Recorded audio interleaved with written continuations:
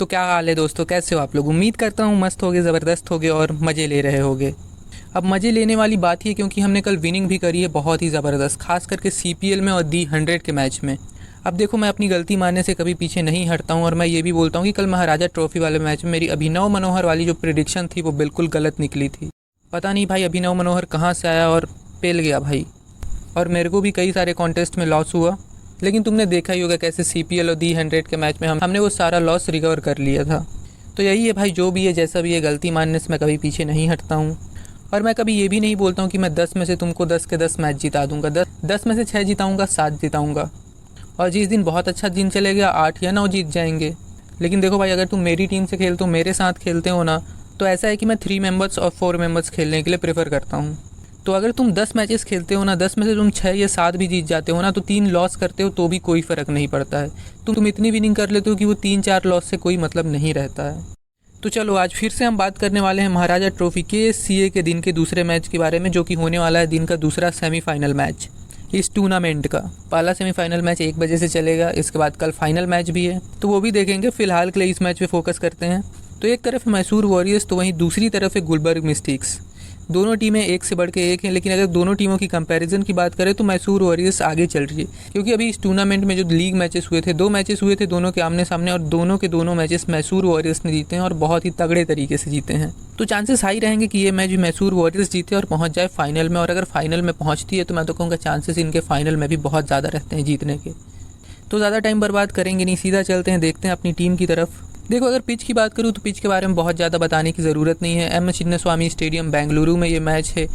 और ये पिच ऐसा है कि सभी चीज़ें तुम्हारी क्वालिटी पे डिपेंड करती है कि तुम कैसी बॉलिंग करते हो, कैसी बैटिंग करते हो। ना तो ये बहुत ज़्यादा बैटर्स को फेवर करती है, ना बहुत ज़्यादा बॉलर्स को फेवर करती है।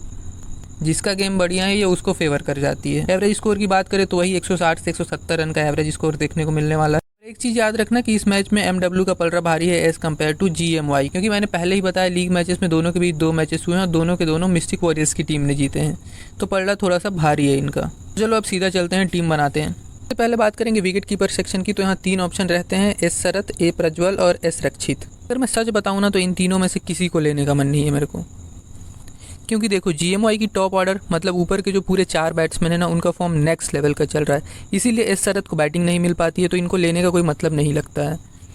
बैटिंग ऑर्डर काफ़ी नीचे हो जाती है और बहुत सारे केसेस ऐसे होते हैं जब ऑलराउंडर्स इनसे पहले आ जाते हैं।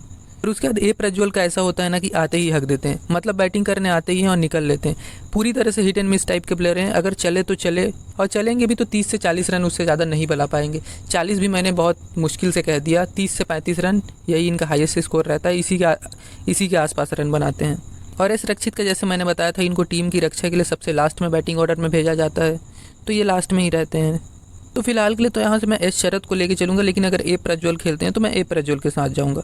अब आगे बढ़ो बैटिंग सेक्शन में, तो यहाँ से सबसे पहले Karun Nair at any cost pick रहने चाहिए, and you can also choose him as your captain और वाइस कैप्टन। अब आगे देखो तो उससे पहले मैं एक चीज़ बता देता हूँ कि मैं अभी तक इतने मैचेस कवर कर चुका हूँ इस टूर्नामेंट के, लेकिन अभी भी इनका जो सब्सिट्यूट प्लेयर वाला सिस्टम है ना, मेरे को बिल्कुल समझ में नहीं आया है।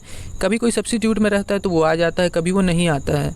लेकिन एक चीज़ समझ में आ गई कि यहाँ से ये जो दोनों सब्सिट्यूट के प्लेयर हैं, दोनों बैट्समैन हैं, दोनों ओपनर से, तो दोनों ओपनिंग करने आएंगे ही आएंगे। ये दोनों आएंगे, इनका कंफर्म रहता है, बाकी का मेरे को कुछ पता नहीं। आर समथ कमाल के फॉर्म में चल रहे हैं, हार्ड हिटर बैट्समैन हैं, खड़े खड़े छक्के मारते हैं। और एल चेतन पे भी यही सेम रूल अप्लाई होता है। पिछले 2 बार एमडब्ल्यू के सामने खेले हैं, एक बार 34 तो वहीं में एक बार 44, लगभग 40 के एवरेज से रन बना रहे हैं। भरोसे लायक प्लेयर हैं, कैप्टन के लिए भी बहुत ही बढ़िया ऑप्शन रहते हैं एल चेतन। तो यहाँ से इन दोनों को लेके चलना। उसके आगे देखोगे तो स्मारन आर लेना चाहो तो ले सकते हो, मैं फिलहाल के लिए प्रीफर नहीं करूँगा क्योंकि स्पिनर्स के खिलाफ फंसते हैं और आज सामने 2 क्वालिटी स्पिनर्स रहेंगे। यहाँ से जे सुचित, और बॉलिंग सेक्शन से बात करें तो के वाधवानी रहेंगे, और के वाधवानी ने ही इनको पिछली बार टपकाया था, तो एक बार चांसेस फिर से हाई रहेंगे। बाकी डी अविनाश बैटिंग ऑर्डर बहुत नीचे है, के अनीस यहाँ से एक अच्छे ऑप्शन हो सकते हैं। पिछले मैच में 72 रन बनाकर मंगलुरु ड्रैगन्स की 72 हुरें निकाल दी थी भाई ने, लेकिन हर बार ये नहीं कर सकते हैं। लेकिन अगर तुम एक डिसेंट प्लेयर खोज रहे हो जो 20-25 रन बना के दे, नॉर्मल पॉइंट दे दे, तो इनको तुम आराम से प्रीफर कर सकते हो। ये 20-25 रन बनाने वाले प्लेयर हैं। बाकी अगर यहाँ इनसे अच्छा ऑप्शन चाहते हो तो यहाँ से लंकेश दिखेंगे, जो कि सामने वाली टीम की लंका लगा सकते हैं। सेकंड डाउन बैटिंग करने आएंगे मिस्टिक वॉरियर्स की तरफ से। फिलहाल के लिए मैं यहाँ से लंकेश को ही लेके चलता हूँ। बाकी यहाँ से कोई खास ऑप्शन है नहीं, एसयू कार्तिक है ग्रैंड लीग में लेके चलना। आगे बढ़ो ऑलराउंडर सेक्शन में, जे सुचित और एम नोरना यहाँ से एट एनी कॉस्ट पिक रहने चाहिए।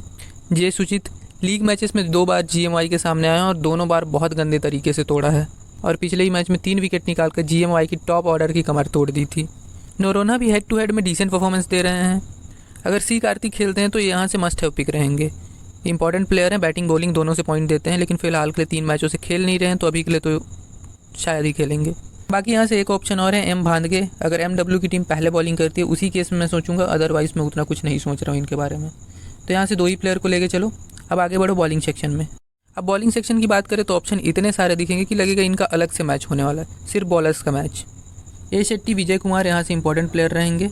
अब यहाँ से चाहो तो विजय कुमार पे चांस ले सकते हो, क्योंकि अभी तक हेड टू हेड के दोनों मैचेस में मैसूर वॉरियर्स के खिलाफ एक भी विकेट नहीं ले पाए हैं। लेकिन दिक्कत वही है, इन पे यहाँ से चांस लोगे तो फिर चांस दोगे किसको, क्योंकि GMY के सभी बॉलर्स को पेला है मैसूर वॉरियर्स ने दोनों मैचों में, और बहुत गंदे तरीके से पेला है।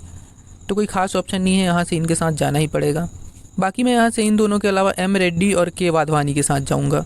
बाकी अगर यहाँ से GMY की टीम पहले बॉलिंग करती है तो तुम विजय कुमार की जगह H राज के साथ जा सकते हो, ये भी एक बढ़िया ऑप्शन रहेंगे, क्योंकि पिछला मैच जो मैसूर वॉरियर्स हुआ था उसमें 2 विकेट निकाले थे इन्होंने। फिलहाल के लिए तो मैं विजय कुमार के साथ ही जाऊँगा, क्योंकि भरोसा है ना भाई, IPL में देखा है एक बार, वहाँ भी कुछ नहीं उखाड़ पाए थे, वो अलग बात है, लेकिन देखा है। अब अगर बात करें कैप्टन और वाइस कैप्टन की, तो कैप्टन यहाँ से पूरी दुनिया जे सुचित के साथ जा रही है। अब तुम भी उन्हीं के साथ चलना, क्योंकि दुनिया से अलग चलोगे तो पड़ेगी जोर से लात। बाकी वॉइस कैप्टन में दुनिया बहुत ज़्यादा नहीं कहती है, तो वॉइस कैप्टन तुम किसी के साथ भी जा सकते हो। ए शेट्टी अगर पहले बॉलिंग करे तो मैं प्रीफर करूँगा, क्योंकि ज़बरदस्त बॉलर हैं। बाकी फ़िलहाल के लिए यहाँ पे मैं के नायर के साथ जाऊँगा, क्योंकि फॉर्म बहुत ही तगड़ा है भाई का, चाहे वो तुम फर्स्ट इनिंग की बात करो या सेकंड इनिंग की बात करो। एक और अच्छा ऑप्शन रहेंगे आर समर्थ। फिलहाल के लिए मैं करुण नायर के साथ ही जाऊँगा। तो कुछ ऐसी हमारी प्री फाइनल टीम। बाकी फाइनल टीम और अपडेट जो भी होगी वो तुमको टेलीग्राम पे मिल जाएगी, तो टेलीग्राम को जरूर से ज्वाइन कर लेना। Link comment section, description box, दोनों जगह पे मिल जाएगा। अब क्यों ज्वाइन करना है टेलीग्राम, क्योंकि टॉस होने के बाद, लाइनअप आने के बाद जो भी चेंजेस, जो भी अपडेट्स होते हैं वो सब मैं तुमको टेलीग्राम पे ही देता हूँ, और फाइनल टीम भी तो टेलीग्राम पे ही मिलती है। तो भाई टेलीग्राम को जरूर से ज्वाइन कर लेना। और अगर तुमको वीडियो पसंद आई होगी तो वीडियो को लाइक, कमेंट, शेयर करना, और चैनल को सब्सक्राइब ज़रूर से कर देना।